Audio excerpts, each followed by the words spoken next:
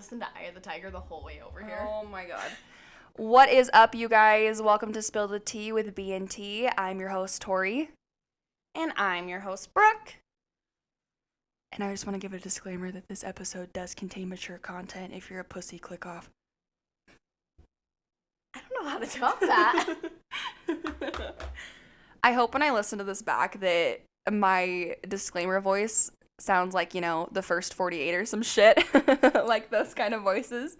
So, Brooke, why don't you tell the listeners today about what our episode is? The best way to wrap it up is Crazy Girl Chronicles, or just girls being crazy in relationships. Since we're outing ourselves and exposing the shit out of ourselves today, we're gonna toss some stories about, you know, some significant others of ourselves who, you know, are just kind of a little cuckoo themselves, a little crazy themselves. And for legal purposes, it's all a joke. This never happened. Please don't sue me. Yeah, for legal purposes, we are both single virgins. I mean, I'm married, but, you know, who knows? Who knows? That's true. All right, so for first Crazy Girl Chronicles, I mean, this isn't even me being crazy, but this is like one of my favorite stories. Well, junior year, I met this guy, and I just thought he was the bee's knees. Well, you know, things lead up to what high schoolers do, and we slept together. Well, growing up my whole life, my brother had complained about how my mom's best friend, you know, came over and she had a son, and he killed my brother's hamster. And later, while I'm kind of looking at this kid, I'm like, God, your mom looks so familiar. And the name, like the last name, is familiar. Well, his mom was my mom's maid of honor in her wedding. His mom was my mom's maid of honor in her wedding, and I slept with her son. My mom was not happy when I told her, but, you know, we were talking about it, and my brother's like, yeah, remember, Mom, that time that kid came over and killed my hamster? This was like literally 2 weeks ago that I found this out. And my mom looks at my brother and she goes, you know your sister slept with hamster killer, right?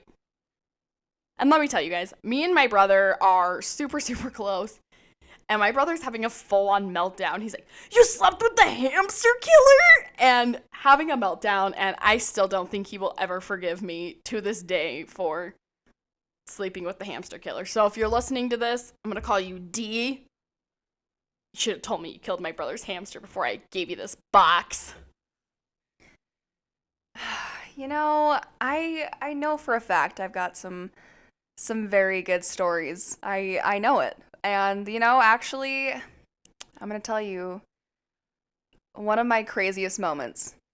So, I was dating this guy. I was in high school, you know, whatever. I was dating him. And there was this particular girl who liked to tweet about him and liked to, you know, like, she was like a girl best friend, but she's like one of those girl best friends that were like, oh my gosh, yeah, like, I made him hot chocolate and he just uses me for my hot chocolate and my movies and my comfy couch.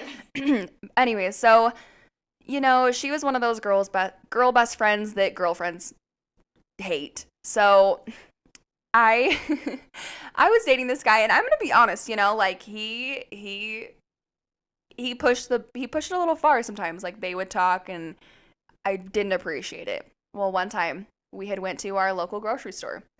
I stayed in the car, and he went inside, and I don't remember the specifics, but he waved at the girl.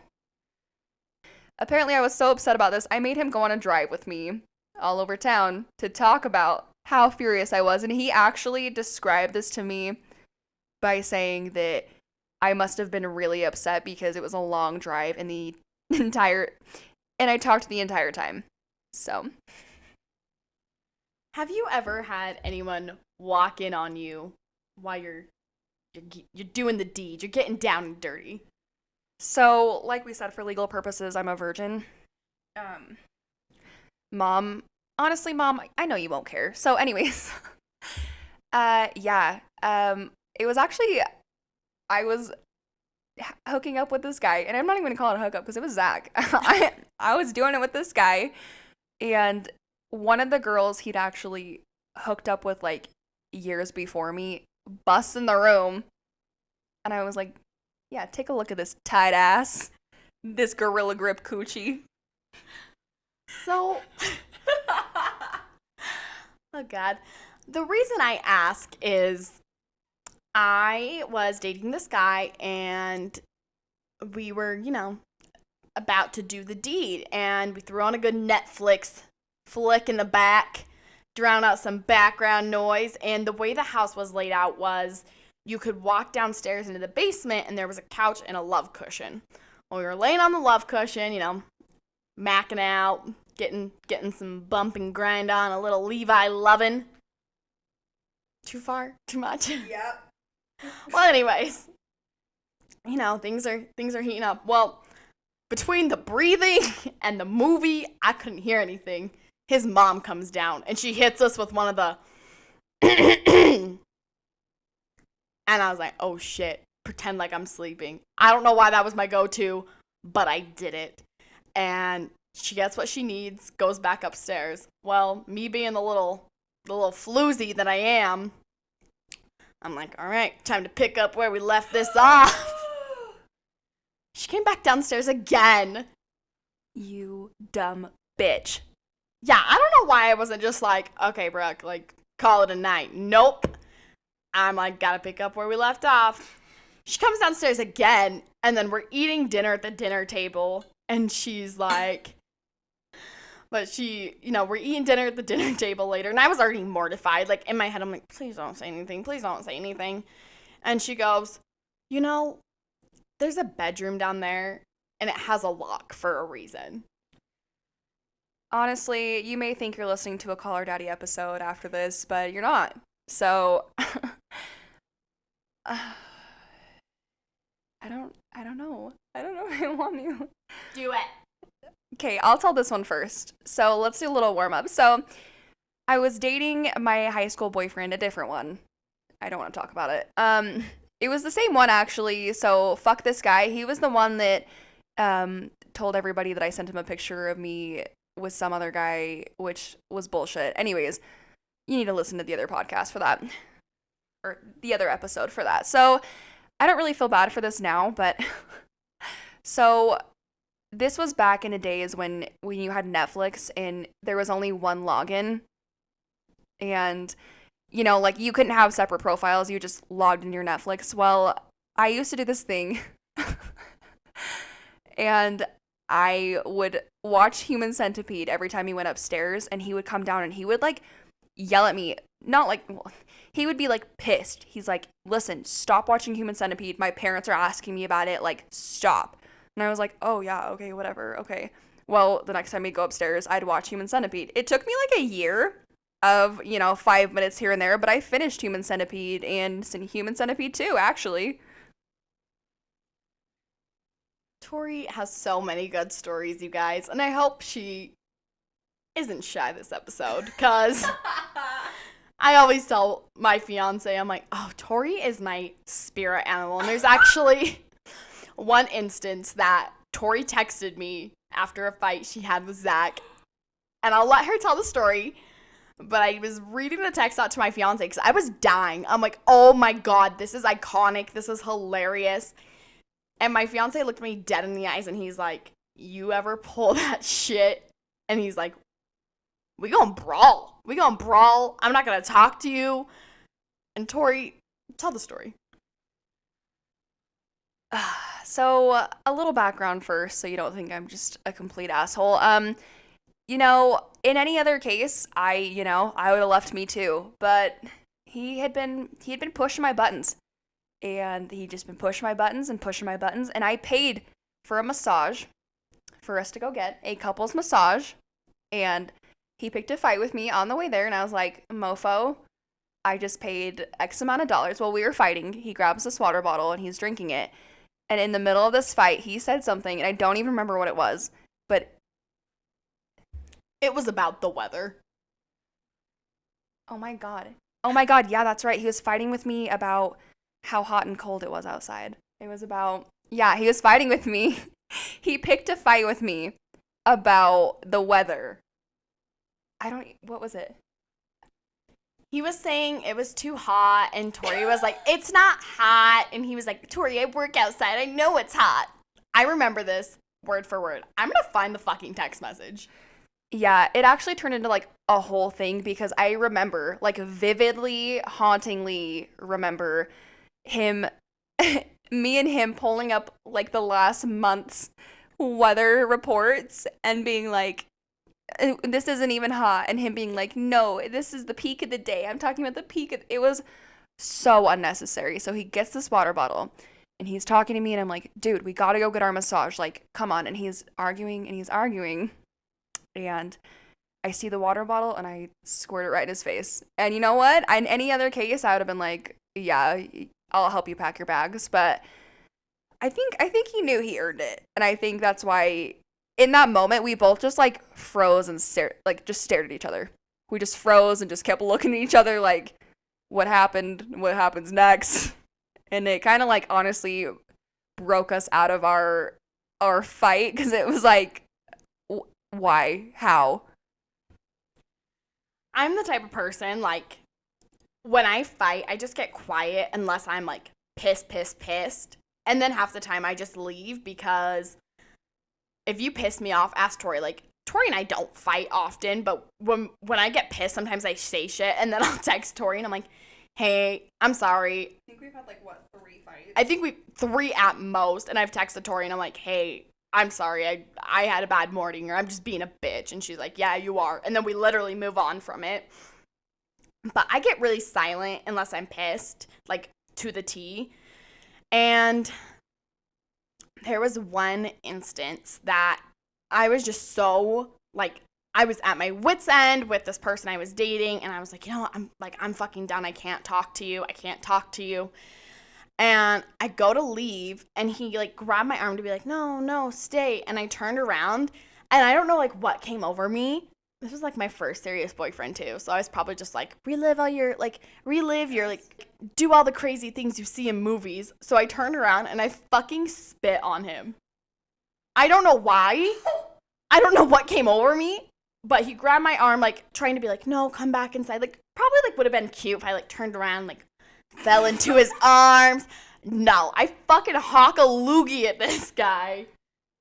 Okay, Brooke, I'm not even mad that you spit at him. I'm mad that I've never fucking heard this story. You know, I just kind of remembered it, honestly. And I think it was like, we had broken up and we were trying to get back together. Oh my God. I remember what it was. I found a fucking swimsuit in his closet. And like I said, we had been broken up, but he was like, no, you know, there was no one else. What swimsuit was it? Did they But- have sex? Yeah. Yeah, he tells me, you know, why we've been broken up. You know, I haven't done anything with anyone else. But I didn't believe that motherfucker, and for a good reason. I'm going through his closet, and I find a fucking swimsuit in there. And so I go to leave because I'm pissed, and I hocked a loogie on him. And honestly, I think that's the craziest I've ever been, other than when I broke up with this guy for the first time when we broke up.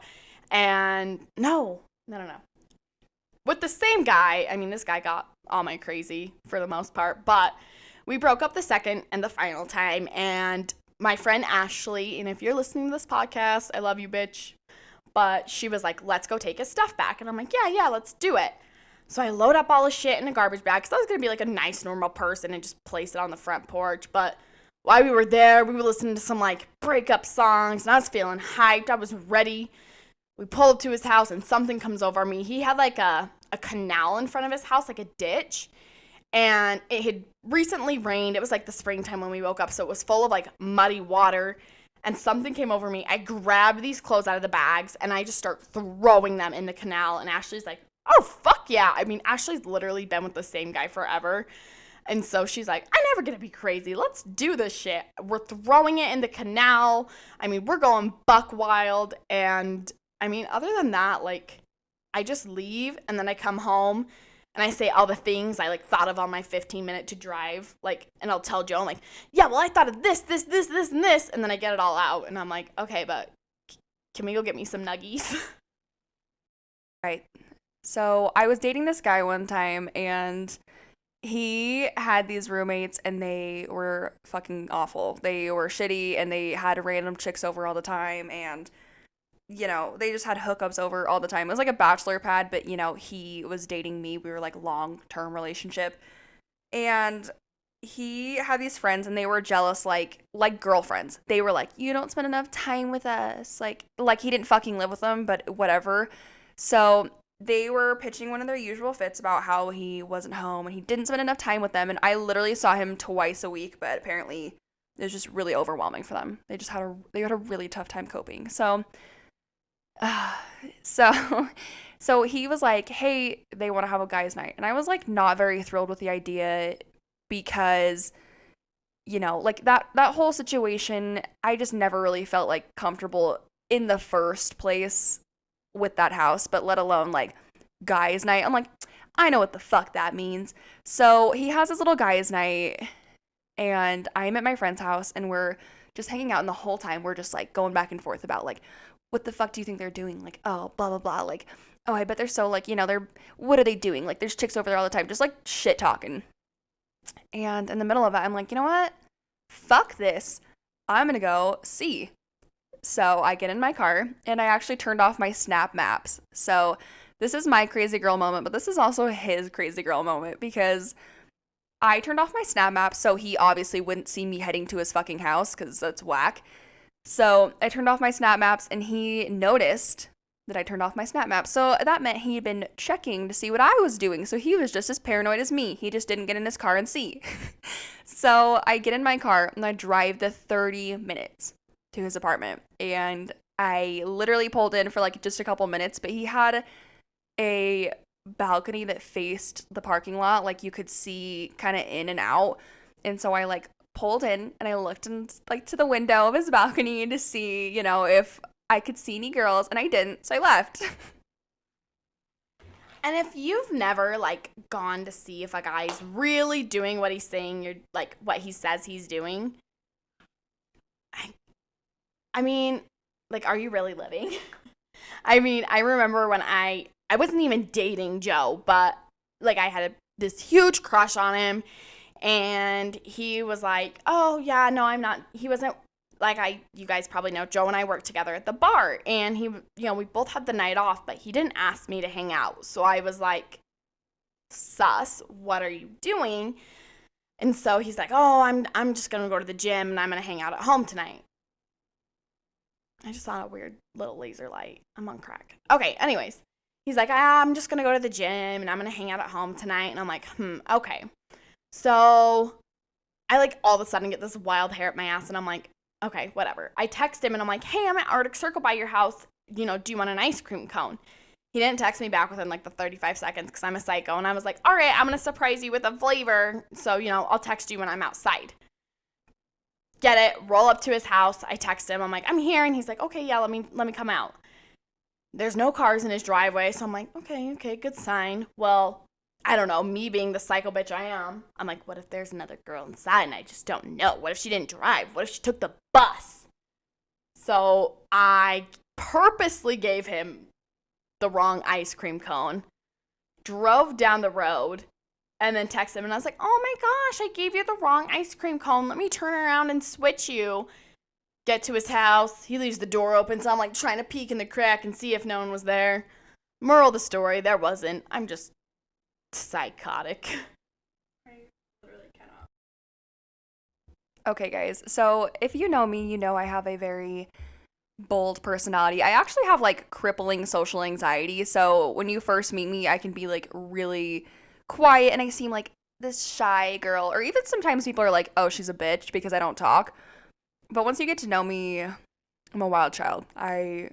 Like I said in the last episode, I can't date nice guys. I can't. I would ruin them because I'm just so much to handle. So the other day, I just want to say, if Zach's mom, dad, brother, cousins, anybody is listening this far, I want you to know this is what I deal with. I tell Zach, "Hey, can you help me clean up the house? Because we have people coming over." And I had cleaned the entire house the day before and he just needed to pick up some stuff. And I'm like, yeah, can you just like, wipe the counters down and sweep?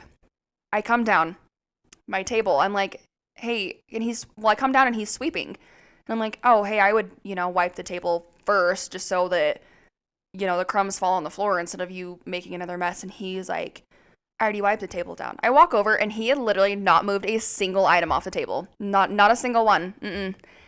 All the items that had been there all day long. And I picked him up and the dirt, he had just swept around. Like, he had just wiped around everything. The dirt was underneath everything on the table.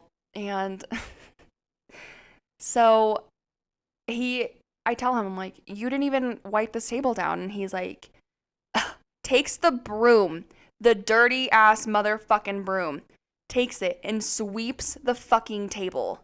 I like look at him and I was like trying to yell at him to stop, and I literally grabbed the broom out of his hands to make him stop, and I took it out of his hands and I threw it on the ground, and I was like, what the fuck?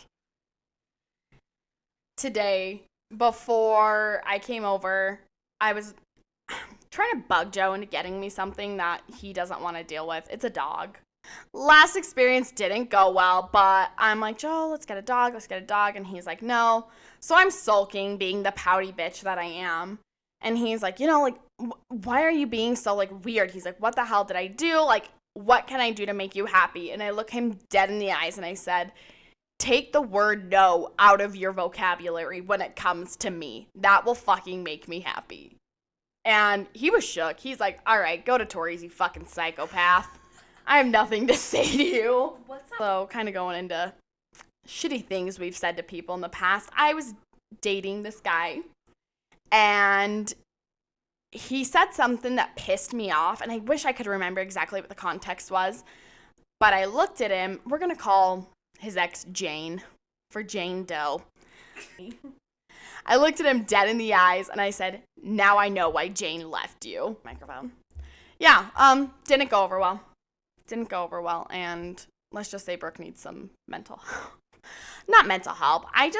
When I fight, I use my fighting words. If I don't give myself time to, cool and think of the appropriate way to address things, my fighting words come out. Tori bought pina coladas to make, and we get this bag of ice out, and she crushes it, and ice falls on the ground. And I'm like, Tori, we should clean that up. And she looks me dead in the eyes and says, it's water. It'll evaporate. Like, the evaporation process happens in, I don't know, fucking 20 seconds. Well, Tori, why don't you fill him in on what happened next? So, listen, I love to fuck with Zach because, so the ice falls on the floor, and I was like, nah, we gotta leave that shit. She's like, the fuck? And I'm like, no, we gotta leave that shit. And then I'm like, I want to see what Zach says. So Zach comes down and he was like, what the fuck's all over the floor, Tori? And I was like, what? He's like, there's water all over the floor. And I said, no. He said, Not me. Yeah, I said no. And then he said, come look. And I was like, holy jeez, holy wow, there is water on the floor.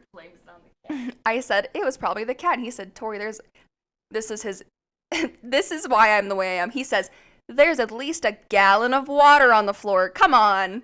Come the fuck on. A gallon of water.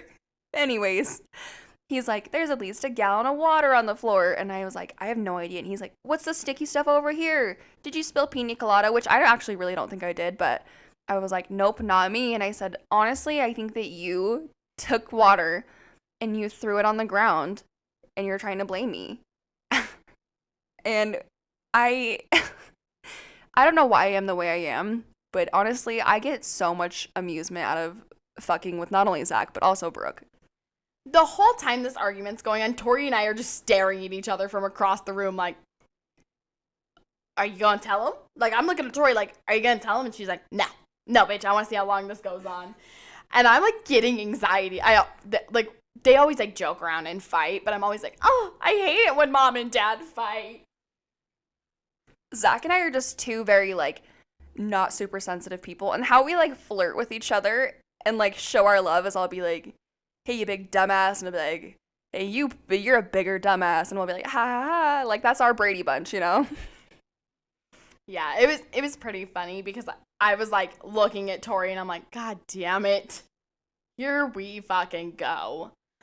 Um, So one time I was dating Zach, and I am not. Hold on, so I was dating Zach, and it was like, I don't know. We'd been together like maybe a year or so, and most girls, I will usually give you a chance because I'd rather, be on your side and be friends with you than have us be enemies and me, constantly bash heads with you. So the first time I meet this particular girl, we'll call her Sally. So the first interaction I ever had with Sally was at this lake we were at, and she comes running up to Zach, and she's like, "Oh, Zach," and literally me 3 inches away from him gets in between us and hugs him and looks at me like dead in the eye. Doesn't bother to say, "Oh, hey, like my name's Sally. Nice to meet you. What's your name? I know you're Zach's girlfriend." Because we've been together for quite a while. Like people knew, it was very obvious. And even if you didn't, like, I'm the type of person that if I like see you at the bar or something, like see you out and about, I'll be like, "Oh, Joe, hey Joe, like who's this?" Or I'll be like, to the girl, I'll be like, "Hey, I'm Tori. Who are you?" Like, because it's just polite. I think it's super disrespectful. So she doesn't acknowledge my existence whatsoever. She's all up on my man's. I'm like, "You're not even gonna give me your name and you're touching my man." Like, no, that's disrespect. So I'm like, whatever. Maybe this was just like her being awkward, whatever. I try to give her the benefit of the doubt. Well, the next time I see this girl, we're at a party. And at this party, she I'm going and I'm like drinking, I'm dancing with my friend and whatever, I'm having a good time, and I go find Zach and he's like, "Oh my gosh, the weirdest thing just happened." I'm like, "Oh, what?" Thinking it's gonna be like a funny story. No. No. He's like, "Yeah, I was talking to Sally and I was like, oh my gosh, it's so hot in here." And she turns to him and she says, "You're so hot." No. Mm-mm. Mm-mm.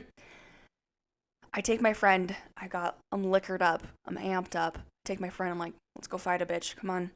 So she's following behind me. She's one of those people that like literally carries brass knuckles in her purse. So I was like, "Come on." I was like, "Let's go." Shout out to Maddie. You would fight a bitch for me. So we go and we walk over to this girl and I said, "What did you say to my boyfriend?" She was like, "What?" Playing fucking stupid. So that's how I know she's fucking stupid. So she's like, "What?" And I said, "You just told my boyfriend he was hot. Like, I know what you said." And she's like, "I didn't say anything." And I said, "I know what you said. And if you say anything like that again, we're going to have a fucking problem." And then me and my friend walked away and I must have scared her, which, like I'm not a fighter. Like, I'm not going to go fight anybody in the streets. But, I definitely would have kicked her ass in that moment. I was heated because I'm like, "How dare you disrespect me?" Not once, but twice, and at the same fucking party that we're all at. Like, I'm at this party, my boyfriend's at this party. Like, what a ballsy bitch. And I was like, "I just want to let you know, I will beat you up." Like, that sounds so stupid, but so yeah. And actually, it must have worked out because the next time I saw this girl, she wouldn't make eye contact with me, wouldn't make eye contact with Zach, and I'm like, we could have been friends if you weren't a shady little bitch. there was actually one instance where I was dating someone and one of his exes was there. And like I said, I'm very, like, you guys wouldn't believe it, but when I first meet people, I'm kind of shy and then like I start to warm up. Well, I see her throughout the day, but I don't really say much because like I said, I'm shy. And then something happens and I'm like, "Okay, now's my time." Like, cuz her and I kind of started briefly talking. She picked up something that I dropped and she's like, "Oh, here, I got you." And I was like, "Oh, thanks." And I'm like, "Okay, maybe she's nice." And I'm just being a drama queen. And so I'm like, "Hey, my name is Brooke. I know I haven't formally introduced myself, so, I just wanted to." And instead of saying, "Oh, I'm fucking so and so," she looks me in the eyes and says, "I know who you are." And then continues for the rest of the day to just give me dirty fucking looks. And from there on out, don't like her. Who? Don't like her. Wish I did because it's a long story. I'm not going to go into it. But yeah, very, very rude. I don't know why. And I know as girls, we're insecure. Tori and I talk about it all the time. We are protective over our man over, whatever.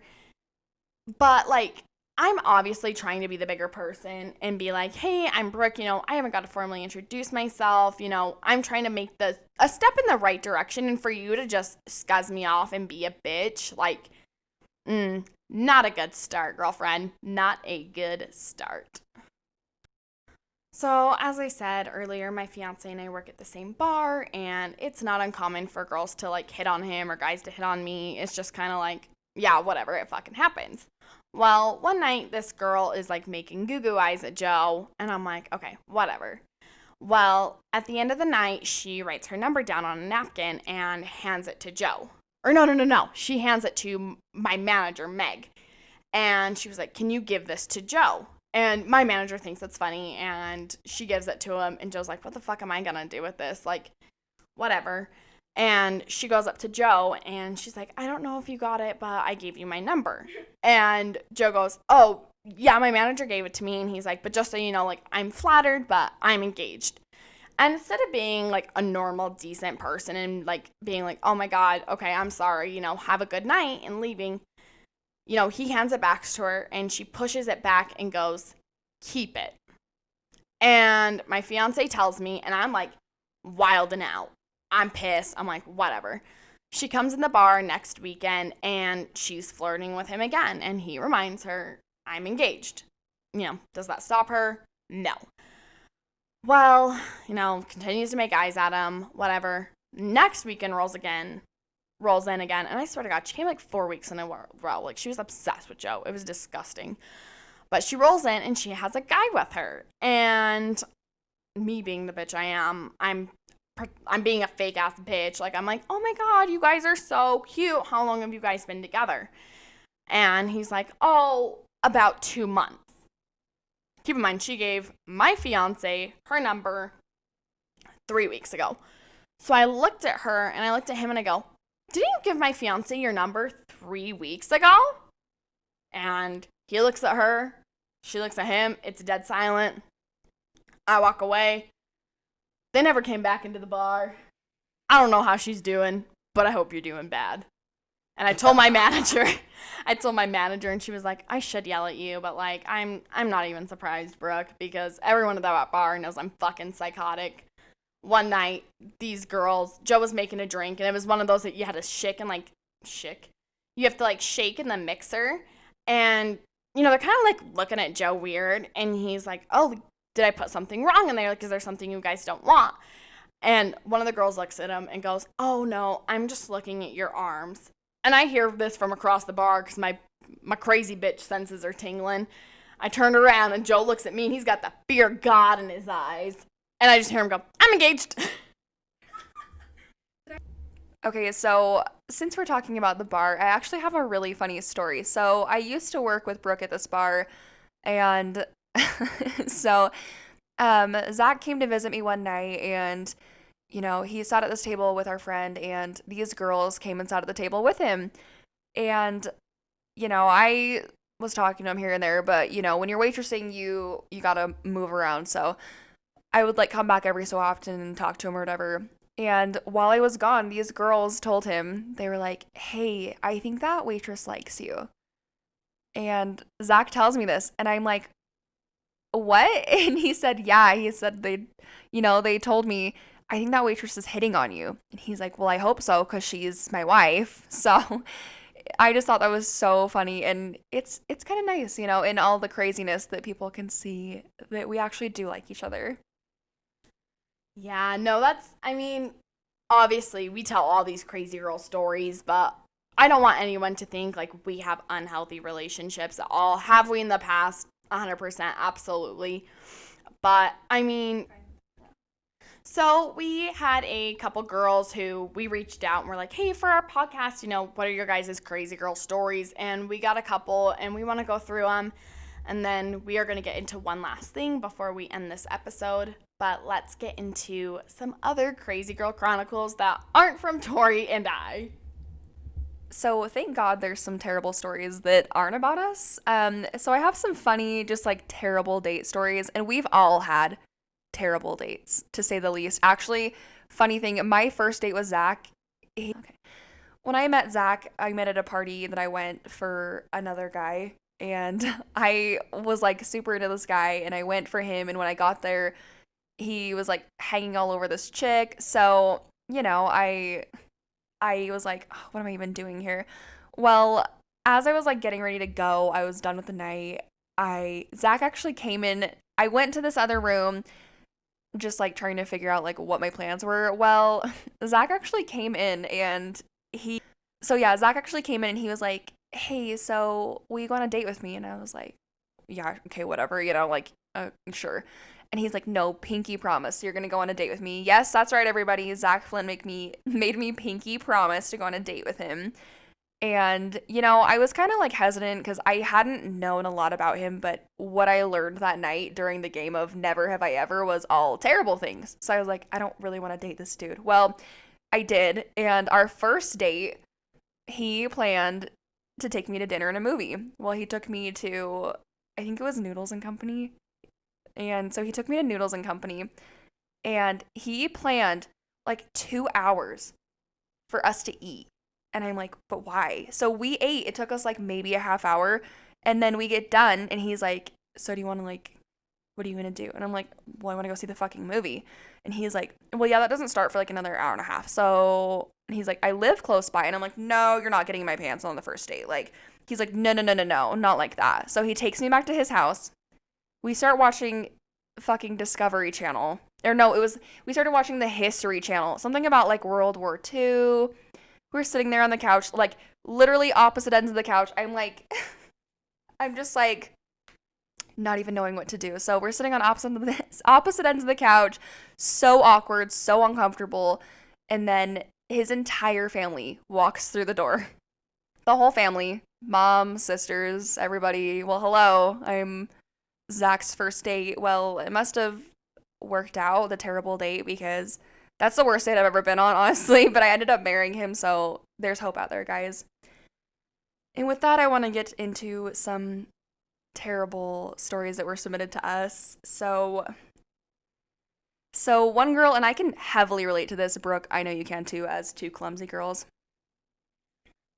One of the very first times I went over to Joe's house, I was running in the door because I was like, oh my God, I have to pee so bad. I was wearing socks, so I took my shoes off. You always take your shoes off in someone's house. Fucking fell down the stairs in front of him. I was mortified. He's laughing, and he's like, do you need help? I went in the bathroom, and I was, like, trying to think of an escape route. I'm like, but anyways, yeah, I'm looking for an escape route, and obviously I got over my shit, and I just went upstairs. One of my longest term boyfriends, he grew up in a house where girls don't fart, you don't poop, you don't, do anything that normal fucking people do. And so I'm like, well, I can't be the girl that crushes this guy's world and tells him that girl's shit. So for the whole 3 years we were together, I think I pooped at the house we lived at maybe twice. I would drive to the Maverick down the street and poop because he made me so self-conscious about myself, like something that normal people do. And now I literally I told Tori, sometimes I fart, and I'm like, Joe, feel this fart. And I, make him touch my butt when I fart. And I'm like, I texted him the other day, and I was like, should my poop look this color? So, poor Joe. He really got the worst part of it. I think that, how much disgusting stuff you do in front of each other really, shows how in love you are.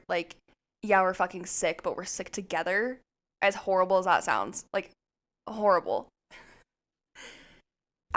Since Brooke shared that vulnerable story, I will say I'm going to share the most embarrassing story of my life. And the fact that this is going out on the internet for everybody to see, it might come back to haunt me, but honestly, do it for the views. So Zach and I had been dating, and like I said earlier, he lived in this apartment with these guys, but I also lived in my own apartment alone because I was a bad bitch.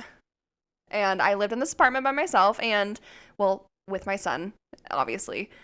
So I lived in this apartment, and Zach would come over. We'd take turns. Sometimes I'd sleep at his house. Sometimes he'd sleep at mine. And he had slept over at my house. And he had a key because, I'm a dumbass and I lose everything. So, so he had slept over, and he was like, okay, I'm going to head home. And I'm like, okay, and had to go to the bathroom. So I was like, okay, see ya, bye. So he leaves, okay? The coast is clear. I wait for him to go. He goes, and I do my business. So I do my business. I get in the shower, and all of a sudden he busts in to the bathroom. He's like, "Oh, I gotta pee before I go," and I'm like in a panic because like you can smell it in there, and I'm like, "Hold on, I gotta pee first," and like simultaneously I'm jumping out of the shower, butt ass naked, soaking wet. And I'm like, actually, I gotta pee. And this whole time, we're racing both towards the toilet, me soaking, soaking wet. And he sees something still in the toilet. It's left over. Now, you may not believe me, and that's okay. But my son, he clogs the toilet like a grown man. My mom will tell you. Call her. Call Cheryl right now. Tell her. He will clog your toilet like no other 300-pound grown man will. Okay, so he had to use the toilet before me, and when I went to go use it, I didn't know because I just got in the shower really quick. Well, Zach came in and he had seen it, and I was in such a panic, and I was like, he's like, I'm gonna go, and I'm like, no, and we're both scrambling to get it down, and I'm like still butt ass naked, soaking wet, and I'm like, no, come back. So I'm chasing after him, and I'm like, no, really, just like it's fine, just use the toilet, please, like just like as confirmation if you pee in my toilet that you're not gonna break up with me after this. So he flushes it, he leaves, and that's the most traumatizing story that's ever happened to me. But hot girls don't poop, so that story's all fake. Only if you think I'm a hot girl, though, so. Shameless plug. So, like we were talking about earlier, this story I relate with very, very heavily. So, she said that she went on a date at this indoor go-kart track, and her go-kart actually spun out and ended up facing the wrong direction and smacked into another cart, and they hit her going like 50 miles an hour, and she got knocked out, and they took her home, and her grandma, who was a nurse, actually said that she got a concussion and a whiplash. Like, what of a hell of a way to sweep you off your feet, you know? So this girl writes, I went on a date once with a guy, and it was so bad. He started off with, what are the chances we will be fucking later? What? When I said no, he was like, fine, I'm getting drunk then. He then proceeds to pound beers and burp as loud as he could while telling me about how he used to be LDS and even went on a mission. Although his bashing of the church gave me longer lessons than I've ever received, then he proceeded to make fun of my outfit and appearance and end up in quotation marks and bailing. I was so glad that I met him at a restaurant. And I'm just thinking back about one. I remember this kid messaged me on Facebook, and I thought he was super, super cute. And he's like, can I take you on a date? And I'm like, yeah. He picks me up at my door, and I answer the door, and I was like genuinely confused. I was like, this ain't you though. This ain't what you look like. Did you get catfished? I got fucking catfished. And I still went on the date with him. And you know where our first date was, Tori? Maverick's parking lot. Yeah. First date, takes me to Maverick's parking lot, buys a pack of cigarettes, and we sit on his tailgate, and he smokes because I didn't smoke cigarettes, and is just talking to me about how great he is, and he's this and that and blah blah blah blah blah. And I ended up having my friend fake call me and be like, oh my god, it's an emergency, and he drove me home, and then I blocked him on every social media site I could ever fucking think of. Like, if I had a LinkedIn, I probably would have blocked him on that too, just to be fucking safe. So, like I said before, I'm one of those girls that I don't date nice guys. I don't, because I'll ruin your fucking life. So, I started talking to this guy, and he was so sweet. Like, he took me on like really nice dates, and he paid for everything, and he picked me up and opened my door, and he was so nice, like the sweetest guy, but he was so nice that it made me not attracted to him. And that is so shitty to say. Nice guys, you don't finish last, I promise. You just won't find someone who's crazy like me. So it's for your best interest, I promise. Like the best thing for you. So me and this guy talked for 6 months. 6 months. I didn't kiss him. We didn't do anything. We just went on these dates, and I told him the whole 6 months. I was like, I don't want a boyfriend right now. I really just don't want a boyfriend. Like I just told him that was my excuse. I don't want a boyfriend. I don't want a boyfriend. I don't want a boyfriend.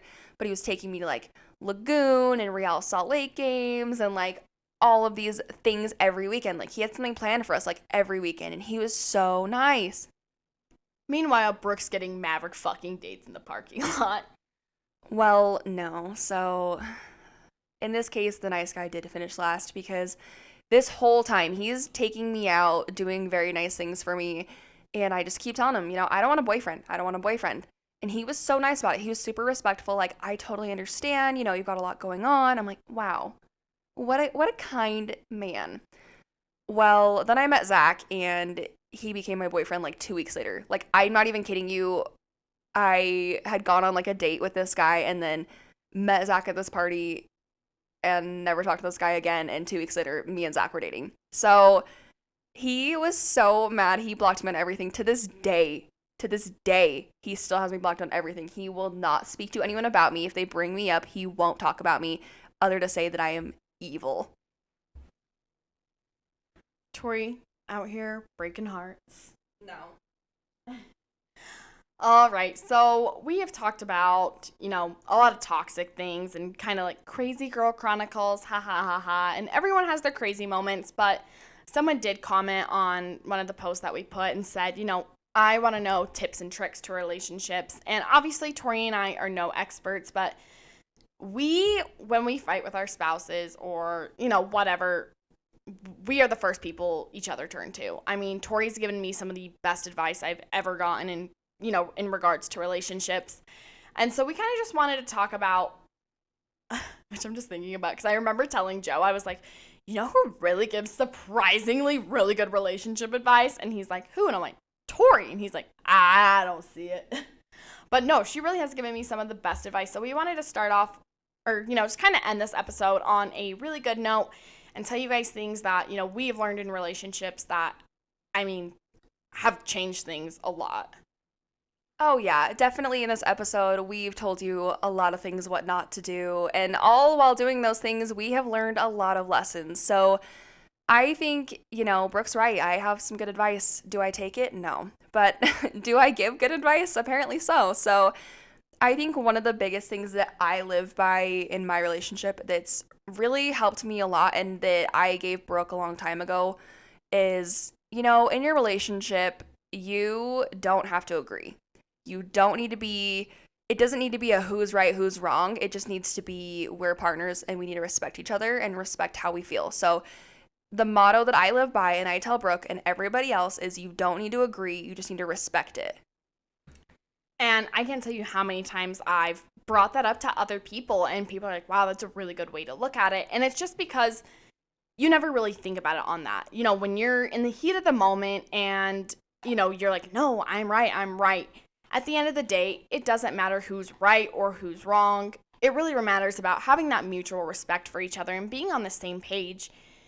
And I mean, I remember when Tori told me that, like I literally like just looked at her and I was like, holy shit, dude, like you're not wrong. And, a while back, Tori was, expressing some things to me and I told her, I was like, you know what you guys should do? She said her and Zach were in an argument. And I said, sometimes in arguments, we speak out of emotion. We, go off of what we're thinking in the moment and it's not always the best. So what my parents used to do and what, they did with us was take a breather, go sit in another room for 5 minutes and get a pen and paper and write down how you feel. A lot of the times I feel like when you give an apology, it's almost just to end the fight and be like, all right, I'm sorry. Let's just not talk about it.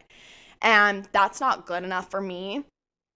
And so what, my parents did and what I did as a kid and what I told Tori to do is write down your apologies. That way it's a lot more heartfelt. It's, it's really, you're having to sit down and think about the words and think about your actions. And so that is something that I live by. I mean, all the time, like I said, I'm the type of person, I don't do well with confrontation. So I'll go, on a drive, or I'll go sit in another room and I, type it on my phone if I don't, nobody has pen and paper anymore, I swear.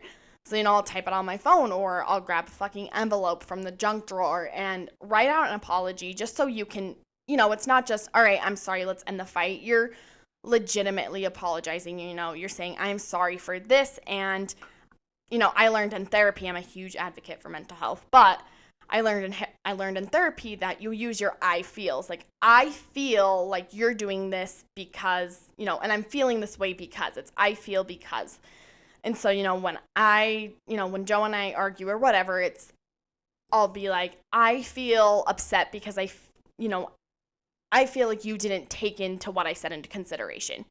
You didn't respect it or whatever. And I just think that that's something that helps out a ton, is just actually, legitimately thinking about what you're saying, instead of just being like, all right, I'm sorry, let's go to bed because I'm done. Because then, you have a lot more contention and that fight's going to go on forever.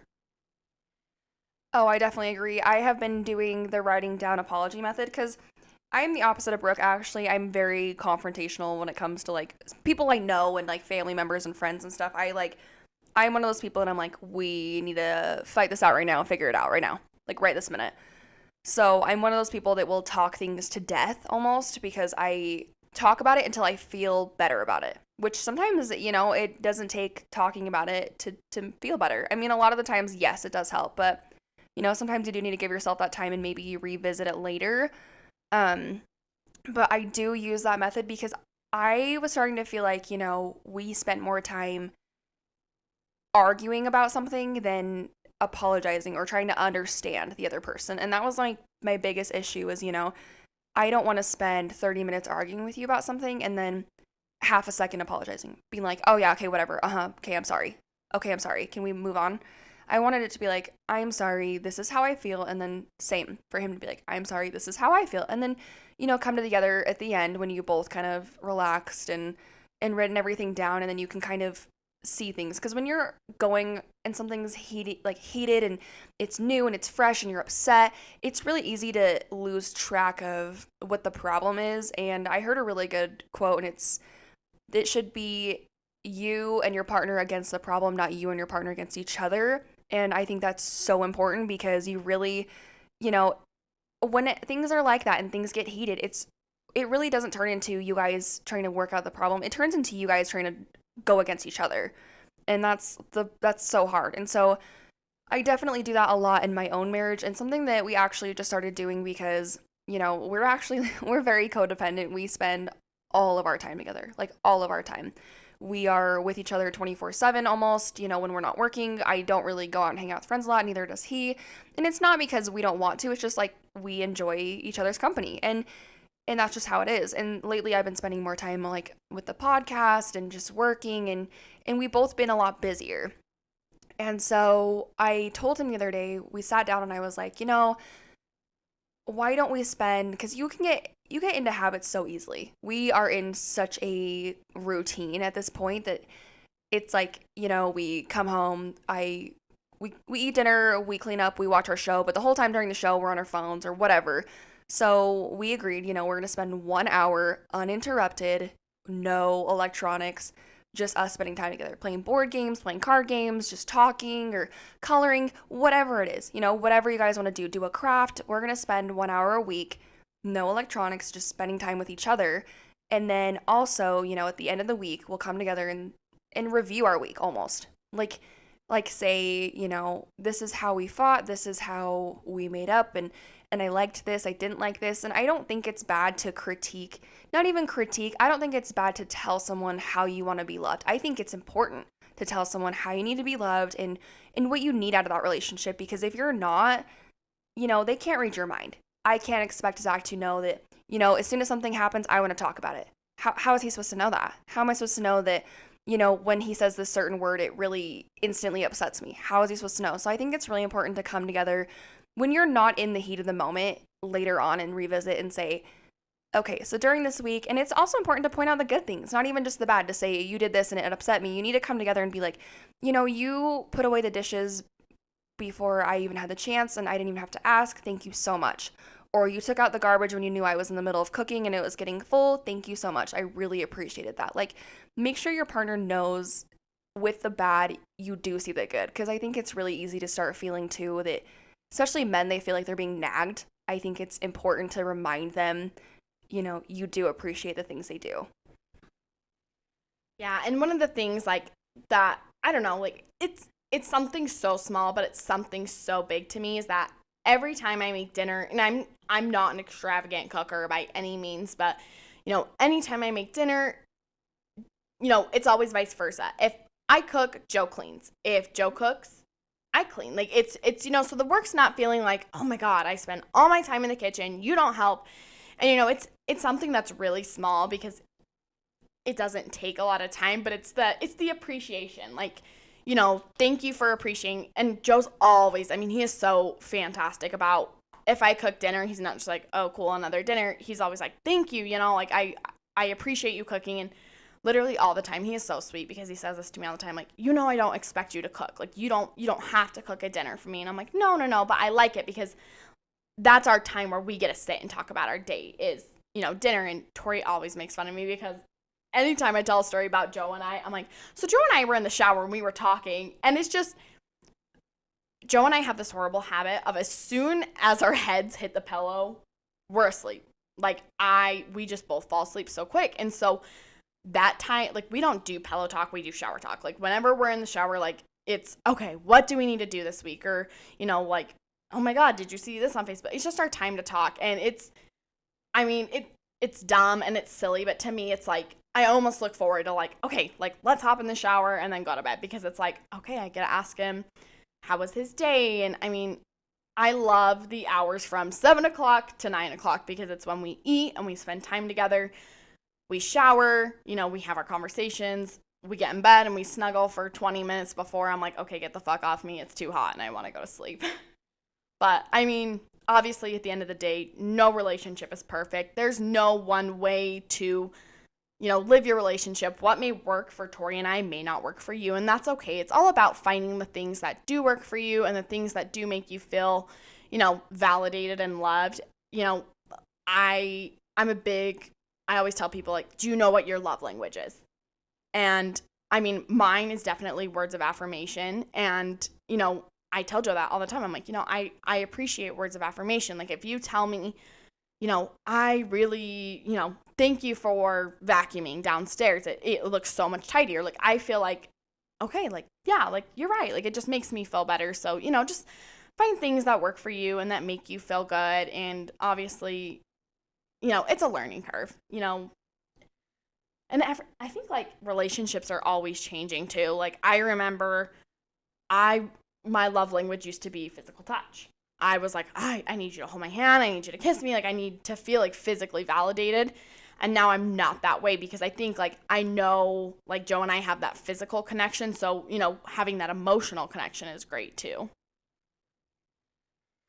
Oh, I agree 100% with what she said. So, what she said, I definitely agree with what Brooke said. And I think, honestly, the biggest thing I have to say, and the only thing that is going to be universal and work for everybody, is communication. No matter whether you're having money problems, cleaning problems, kid problems, whatever it is, if you can work out a good way to communicate with each other, you can work out a way to go through it. There's always, no matter how stressful things are or whatever is going on, if you can communicate about it and either make each other feel better or work out a solution, whatever it may be, if you're always keeping that communication open and expressing your needs and your wants and, just keeping that open, that line of communication, I think it's so, so, so important. And I think, and I agree with what Brooke said, and no matter how much your relationship changes, and I think that's one of the things that happen. I've been with Zach for almost 4 years, and our relationship is nowhere on the same level as it was when we started dating. We're nowhere near the same people. We want nowhere near the same things. And we're at different points in our lives. And I think as that changes, it's really, really important to communicate because you're changing, they're changing, and you need to figure out how to come together at the end of the day, even with all of the things that are changing or evolving or new things that come up in your life, new jobs, new people, new friends, whatever it may be. I think it's really important to just keep that line of communication open so that you're always on the same page and you never, whatever. Okay, so with that being said, we are going to go ahead and wrap up this episode. Tori and I are going to put on our, Instagram pages and our Twitter pages. We would love if you guys sent in like your best relationship advice. And we're also going to I'm super curious. I want to put a poll on Twitter and see what your love language is. You know, just whether it's whatever. Like I'm always curious. I want to see, what the majority is. So we're going to put a poll on there. Feel free to go ahead and vote on it and, like I said, send us your best relationship advice. We'll make sure to repost it on either Instagram or Twitter. As always, we appreciate you guys